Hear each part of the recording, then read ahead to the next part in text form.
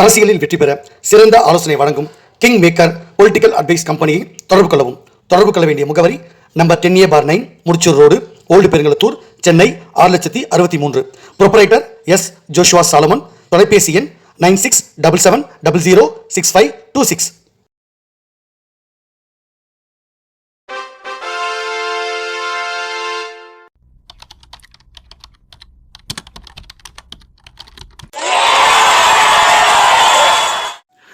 உலக தமிழ் ரசிகர்கள் அத்தனை பேருக்கும் என்னுடைய பணிவான வணக்கம். நான் செந்தில்குமார். இந்த பதிவில் பார்க்க போகிறது, தமிழகத்தில் கிட்டத்தட்ட 200க்கு மேற்பட்ட யூடியூப் சேனல்கள் முடக்கப்படுது. அதுவும் பாரதிய ஜனதா கட்சிக்கு எதிராக, நடுநிலை அப்படின்ற பெயரில் பாரதிய ஜனதா கட்சிக்கு எதிராகவும், அவருடைய தொண்டர்களுக்கும் நிர்வாகிகளுக்கும் தலைவர்களுக்கும் எதிராகவும் பதிவிட்ட பல்வேறு ஊடகங்கள் தடை செய்யப்படுது அப்படின்றது முக்கியமான விஷயம். இது எப்படி தடை செய்கிறாங்க, எப்படி பிளாக் லிஸ்ட்டில் வைக்கிறாங்க அப்படி பின்புலத்தை நான் சொல்லிடுறேன். மரியாதைக்குரிய அன்பு சகோதரர், நடிகர், வருங்கால சூப்பர் ஸ்டார் அப்படின்னு கூட சொல்லலாம், வாட்டர்மெலன் ஸ்டார் அப்படின்னு பெயர் எடுத்து அன்பு சகோதரர், வளர்ந்து வரும் ஒரு கலைஞர் திவாகர் அவர்கள் சமூக வலைத்தளங்களில் மிகப்பெரிய அளவில் மக்கள் வரவேற்பை ஆதரவை பெற்று வந்துட்டு இருந்தார். அவருக்கு தொடர்ந்து மீடியாக்களோட சப்போர்ட் இருக்கிற மாதிரி தான் இருந்தது.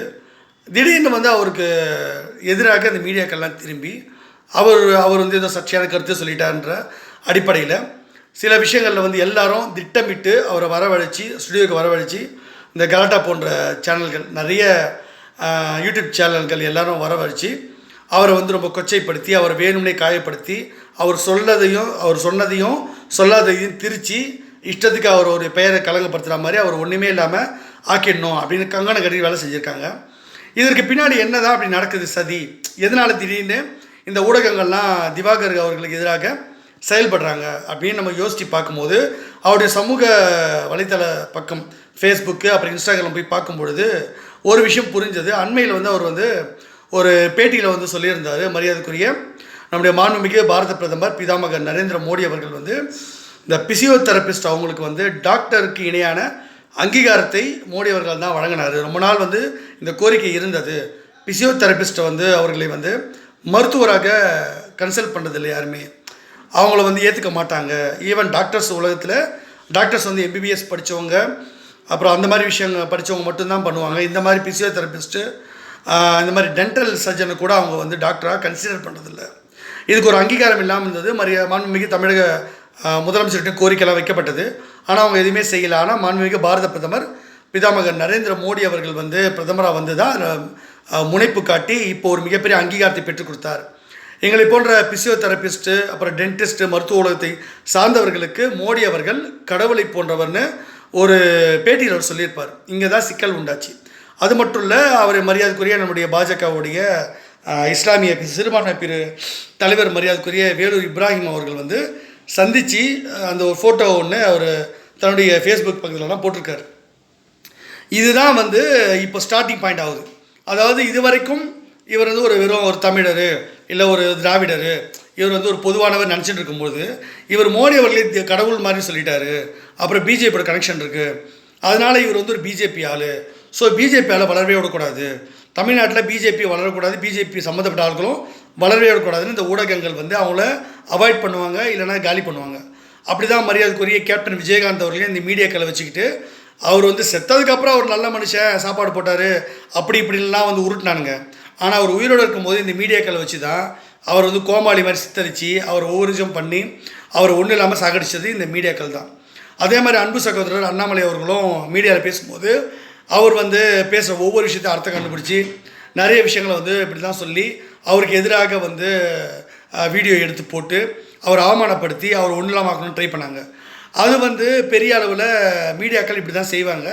திமுகவுடைய பெய்டு ப்ரொமோஷன் தான் இவங்க எல்லாருமே அது மாதிரி தான் செயல்படுத்துவாங்க. இப்போ திவாகர் அடிக்கிறதுக்கு பின்னணியும் அவர் ஒரு பிஜேபி சப்போர்ட்டர் அப்படின்ற ஒரு எண்ணம் வந்துருச்சு. மோடி எப்படி ஒரு புகழ்ந்து பேசலாம் அப்படின்ற கார்ட் பண்ணிச்சில் திட்டமிட்டு திமுக கிட்ட பணம் வாங்கிக்கிட்டு திமுக ஆதரவு ஊடகங்களாக இது செயல்படுது. இப்போ நிறைய பேர் கேட்கலாம், ஏங்க அவங்க திமுக ஆதரவு செயல்பட்டால் அது உங்கள் விருப்பம் தானே, அது எப்படி இங்கே கொஸ்டின் பண்ணலாம் அப்படின்னு கேட்டாக்கா அவங்களுக்கு உரிமை உண்டு. ஆனால் நீங்கள் திமுக ஊடகம் போட்டுக்கிட்டு இந்த வேலை செய்யணும், நடுநிலையாளர்கள்னு சொல்லிக்கிட்டு அந்த வேலை செய்யக்கூடாது. ரெண்டாவது, பெய்டு ப்ரொமோஷன் பண்ணக்கூடாது.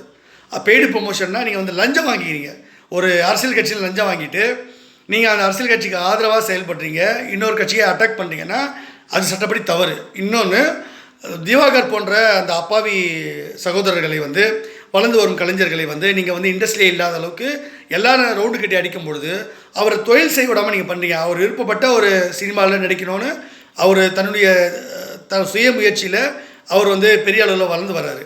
அவரை வந்து வளரவே கூடாது, தொழிலே பண்ணக்கூடாது சொல்கிறதுக்கு உங்களுக்கு உரிமை கிடையாது. ஏன்னா அது இந்தியாவின் அரசியலமைப்பு சட்டத்தை மீறக்கூடிய செயல். ஏன்னா இந்திய அரசியலமைப்பு சட்டத்தில் எல்லாருக்கும் சுதந்திரமாக தொழில் செய்யக்கூடிய தொழில் உரிமைன்னு ஒன்று கொடுத்துருக்காங்க அடிப்படை உரிமை சட்டத்தில். ஆனால் இந்த அத்தனை ஊடகங்களும் ஒன்றா சேர்ந்துக்கிட்டு இவங்க வந்து நெப்போட்டிசம் ப்ராடக்ட்ஸுக்கு வந்து வளர்த்து விட்றாங்க. ஒரு வாரிசுகளை வந்து எப்படி வாரிசு அரசியல் திமுக பண்ணுதோ அந்த மாதிரி இந்த சினிமா துறையிலையும் வந்து தமிழ்நாட்டிலையும் இந்த வாரிசு அரசியல் வந்துருச்சு. இந்த சினிமாவிலையும் வாரிசு அரசியல் வந்ததுனால வேறு யாரும் உள்ளே வந்துடக்கூடாது, வந்தால் போட்டு ரவுண்ட் கட்டி அடி. அப்படி ஒருவேளை வந்தானா அவன் வந்து திமுக சொல்லணும், தந்தை பெரியாரை புகழ்ந்து பேசணும், பகுத்தறிவை பேசணும், ஸ்டாலின் குடும்பத்தோடு நெருக்கமாக இருக்கணும். பிஜேபி அவனை வந்தானா அவனை வளர விடாது, அவன் எவ்வளோ திறமசாலியாக இருந்தாலும் விடாது.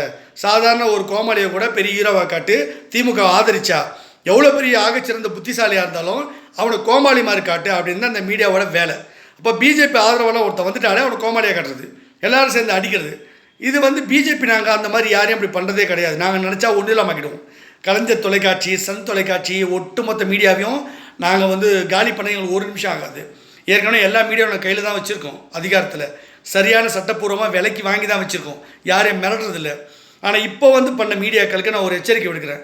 அந்த அப்பாவி சகோதரர் திவாகர் அவர்கள் பாஜக ஆதரவு நிலைப்பாடை எடுத்தார்னு ஒரே காரணத்துக்காக அவர் கட்சியில் கூட சேரலை, அவர் பண்ணுறாரு. ஆனால் இப்போ நான் சொல்கிறேன், அவர் விருப்பப்பட்டால், அவருக்கு சம்மதம் இருந்தால் பாஜகவுடைய கலை கலாச்சார பிரிவில் மாநில பதவி கொடுக்க சொல்லி நான் வந்து இந்த வீடியோ மூலமாக ரெக்கமெண்ட் பண்ணுறேன்.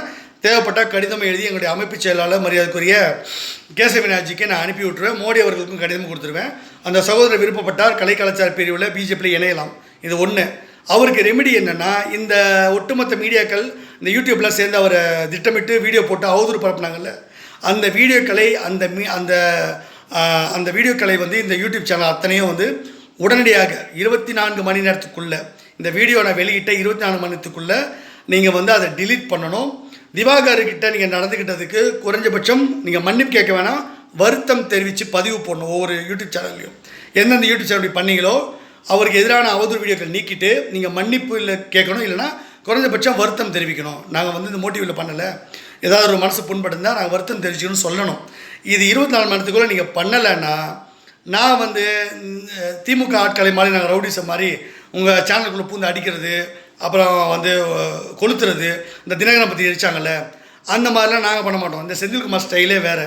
நான் அடிக்க மாட்டேன், திட்ட மாட்டேன், எதுவும் பண்ண மாட்டேன். உங்கள் அடிமணிலே கை வைப்பேன். எப்படின்னு பார்க்குறீங்களா? உங்கள் ஆணி வேறு எப்படி பிடுங்கணும்னு எனக்கு தெரியும். உங்கள் யூடியூப் சேனல் நடத்தக்கூடிய எல்லாருக்கும் சரி ஒரு விஷயம் வந்து நல்லா புரியும்.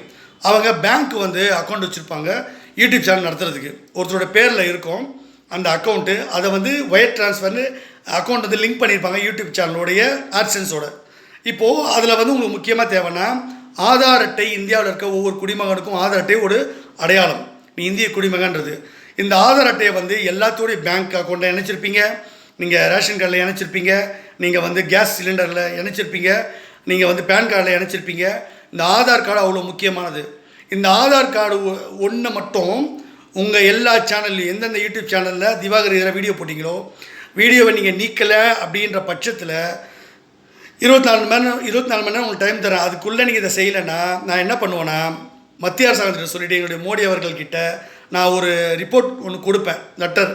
அந்த லெட்டரில் என்ன சொல்லுவேன்னா, இந்த சம்மந்தப்பட்ட சேனலோட லிஸ்ட்டை எழுதி இவங்க எல்லாரையும் வந்து இவங்களுடைய சேனலை வந்து ஒன்றும் பண்ணாதீங்க, ஆனால் இவங்க சம்மந்தப்பட்ட ஓனர் இருக்காங்களே, சேனல் ஓனர், அவங்களுடைய அப்புறம் அந்த வேலை செய்கிற ஊழியர் இருக்காங்களே அத்தனை பேருடைய ஆதார் கார்டையும் பிளாக் லிஸ்ட்டில் போட்டுருங்க அப்படின்னுவேன். இப்போது ஆதார் கார்டை பிளாக் லிஸ்ட்டை போட்டால் நிறைய பேர் ஒரு கொஸ்டின் வரும், ஏங்க பிளாக் லிஸ்ட்டில் போட்டால் நாங்கள் வந்து வேறு ஒரு ஆதார் கார்டு எடுத்துப்பீங்கன்னா அது எடுக்க முடியாது. ஏன்னா உலகம் முழுக்க ஒருத்தருக்கு ஒரு ஐடி கார்டு கொடுத்தாங்கன்னா இந்த ஆதார் ஒருத்தருக்கு ஒரு நம்பர் தான் ஆதார் நம்பர். அதை நீங்கள் எக்ஸ்ட்ரா மாற்றுறதோ அதில் திருத்தம் பண்ணுறதோ, அட்ரஸ் மாற்றலாம், பெயரில் திருத்தம் பண்ணலாம், அந்த மாதிரி வந்து டேட் ஆஃப் பர்த்தால் ஏதாவது மிஸ்டேக் இருந்தால் பண்ணலாம். ஆனால் ஆதாருடைய நம்பர் ஒன்று தான். நீங்கள் ஒரு முறை கைரேகை வச்சு உங்களுக்கு ஒரு நம்பர் கொடுத்துட்டாங்க ஆதார்லனா அதை ஜென்மத்துக்கு சாகிற வரைக்கும் அதான் உங்கள் நம்பர், அதை மாற்றவே முடியாது. அப்போது பிளாக் லிஸ்ட்டில் போட சொன்னோன்னா ஆதாரம் முடக்கிடுவாங்க. ஆதாரம் முடக்கிட்டால் ஆட்டோமேட்டிக்காக நீங்கள் பேங்க் வந்து உங்கள் அக்கௌண்ட் வந்து ஃப்ரீஸ் ஆகிடும். உங்களுடைய பாஸ்போர்ட் முடக்கப்படும், உங்களுடைய அக்கௌண்ட் எல்லாம் ஃப்ரீஸ் பண்ணுவாங்க. நீங்கள் எங்கே போனாலும் ஏடிஎம் கார்டெலாம் நிறுத்திடுவாங்க. உங்கள் பேன் கார்டு செயலிருந்து போயிடும், உங்கள் ஏடிஎம் கார்டு செயலிருந்து போயிடும். நீங்கள் எங்கே போனாலும் உங்களுக்கு வந்து எல்லா இடத்துலையும் ஆதார் கொடுன்னு கேட்பாங்க. நீங்கள் ஆதார் நம்பர் கொடுத்து இதான் கார்டுன்னு காமிச்சிங்கன்னா உங்களுக்கு பிளாக் லிஸ்ட்டில் இருக்குது, அதை வந்து பேன் பண்ணியிருக்காங்க. இன்னும் நீங்கள் வந்து வேறு ஆதாரம் நீங்கள் எடுக்க முடியாது. இதில் என்ன பிரச்சனைன்னு போயிட்டு நீங்கள் மத்திய அரசுகிட்ட போயிட்டு எதற்காக பிளாக் லிஸ்ட்டில் போட்டிருக்காங்க, ஏன் பேன் பண்ணியிருக்காங்கன்றதை அதை சரி செஞ்சுட்டு வாங்க, அப்போ தான் அவங்களை வந்து ரிலீஸ் பண்ணணும்னு சொல்லிட்டாங்கன்னா நீங்கள் எங்கிட்ட தான் வந்து நிற்கணும். அதனால் அந்த அளவுக்கு போக விடாதீங்க. இதனால் என்ன ஆகும்னா, நாளைக்கு எந்த அடையாளமும் இல்லாமல் நீங்கள் தமிழ்நாட்டில் இந்த சேனல் நடத்துகிறவங்க அதை வேலை செய்கிறவங்களாம் சுற்றிக்கிட்டு இருந்தீங்கன்னா, உங்கள்கிட்ட ஆதார் கார்டே இல்லைன்னா, எந்த ப்ரூஃபும் இல்லைன்னா, உங்களை அகதிகள்னு சொல்லிட்டு பிடிச்சி உள்ளே போட்டுருவோம், அகதிகள் முகாமில் அடைச்சிடுவோம்.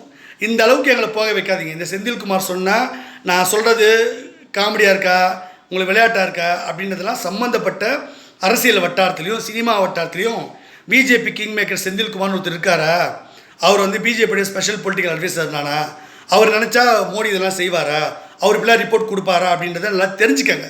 தெரிஞ்சுக்கிட்டு எங்கிட்ட மோதுங்க. நீங்கள் இந்த மாதிரி வருத்தம் தெரிவித்து நீங்கள் பண்ணாதான், நீங்கள் வருத்தம் தெரிவித்து வீடியோ போடணும். உங்களுக்கு 24 hours டைம் தரேன். இல்லைனா நான் கண்டிப்பாக இந்த மாதிரி வேலையை பண்ணிவிடுவேன். அதுக்கப்புறம் நீங்கள் வந்து 5 வருஷம் 10 வருஷம் ஆனால் கூட நான் வந்து அங்கே ரிப்போர்ட் கொடுத்து அவங்களுக்கு வந்து எக்ஸ்கியூஸ் கொடுங்கன்னு சொன்னால் மட்டும்தான் உங்களுக்கு வந்து மறுபடியும் பிளாக் லிஸ்ட்லேருந்து தூக்குவாங்க. அந்தளவுக்கு நான் பண்ணிவிடுவேன். புரியுதா? அதனால் ஒழுங்காக திவாகருக்கு எதிராக போட்ட வீடியோலாம் டிலீட் பண்ணுங்கள். ஓனர்ஸ்க்கு சொல்கிறேன், இப்போவே ஒழுங்காக பண்ணிவிடுங்க. இல்லை செந்தில்குமார் என்ன பண்ணுறாரு அதையும் பார்த்துருவோன்னீங்கன்னா அதுக்கப்புறம் நான் எக்ஸ்கியூஸ் கொடுக்க மாட்டேன். நீங்கள் காலில் ஊழ்ந்தால் கூட நான் கொடுக்க மாட்டேன்.